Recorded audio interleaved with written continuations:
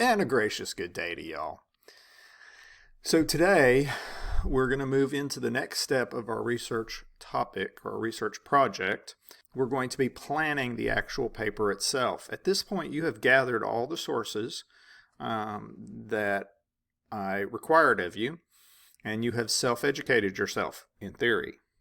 Now this self-education is where we're really going to see what you know, and you may find that there's things you have to go back and study some more to brush up on gaps in your knowledge. Part of what we have to do in planning our research paper is think about our main points that we're trying to make. Remember, this is an argumentative research paper. You are taking a stance.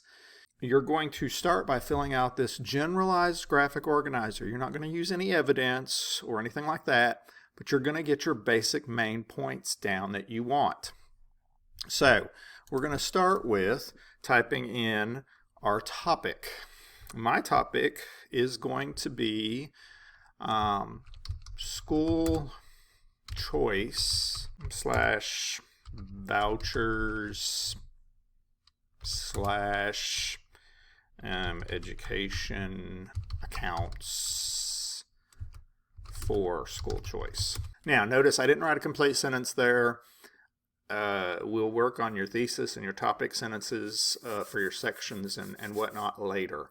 Just get the ideas down. And now I'm going to have you come up with three main points, three main sections that you're going to have in your paper where you are exploring various points. So the first point, second point, third point. Then I'm going to have you do a refutation. So let's start with our three main points that I want to make about school choice and vouchers.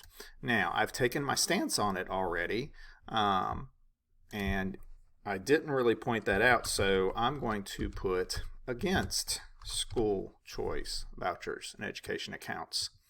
I'm going to add publicly funded education accounts. So as I'm thinking about it a little bit more, I am adding and adjusting as I go on the fly because I'm realizing I want to make sure that I'm clear what I'm saying and what I'm not saying. So my first main point is going to be, I've got a couple of ideas floating around in my head. Economic segregation, what public schools have to do differently than private schools, which I think is probably a stronger point to me. Private schools are required to do less than public schools. See, we focus on things like education, curriculum, those things, but public schools do a lot more than that. That's important to know. The second one is that I might do is private schools, or I shouldn't say private schools. There's nothing wrong with private schools, certainly.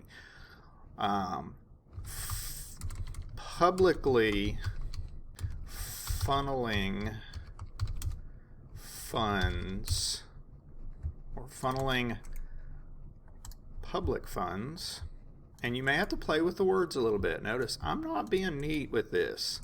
I'm working with the idea, thinking about what I am wanting to say. Don't think that we just sit down and type and it all comes out flowing. If you think writers do that, they don't.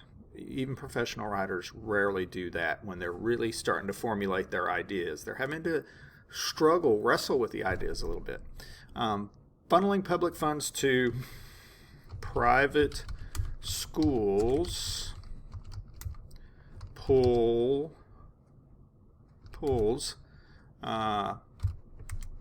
money from struggling public schools. And notice I'm not even doing complete sentences here. I'm wordy, but I'm always wordy. Then I'm going to go with my third point, that this is vouchers and and school choice creates economic segregation. What am I saying there? Well, the idea that people who are poor aren't going to be able to take advantage of these vouchers as easily. For one, private school may charge more. They don't offer transportation. They don't. For working parents, there may be issues getting the child to school. All these things which will make society less stable. Remember, these are argumentative points. You're taking a stance, so you may not agree with what I've put here. That's kind of my job to prove these points. I now have 4 sections that I can compose on my essay. I've planned ahead enough that I'm capable of doing that. And what we're going to do in the coming days after this is we're going to come up with points to go under this section, and subpoints to go under this section, subpoints to go under this section, subpoints to go under this section. And we're going to compose each of these separately, almost as if they are separate essays, bringing in evidence from your sources, and then we're going to bring it all together and make it flow. What happens if you can't think of any ideas? You're looking at my examples and you're like, oh, that's great. You've had 40 more years to practice this. Yes, I have. But there are resources out there, and some of you have come across them. So, for example, I might go to, and many of you, actually some of your sources come from this, I might go to BritannicaProCon.org. There's a search bar up here. School vouchers, school choice, school vouchers, school choice.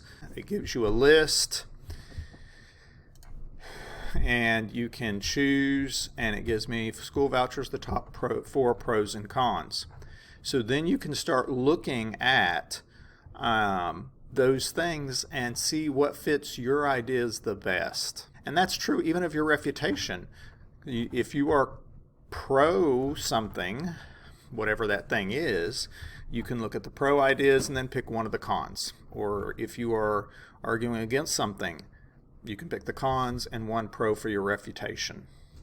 Also, I'm in the room all the time, and you can ask me and we can discuss it. Sometimes us talking about it, I can help you think through it a little more.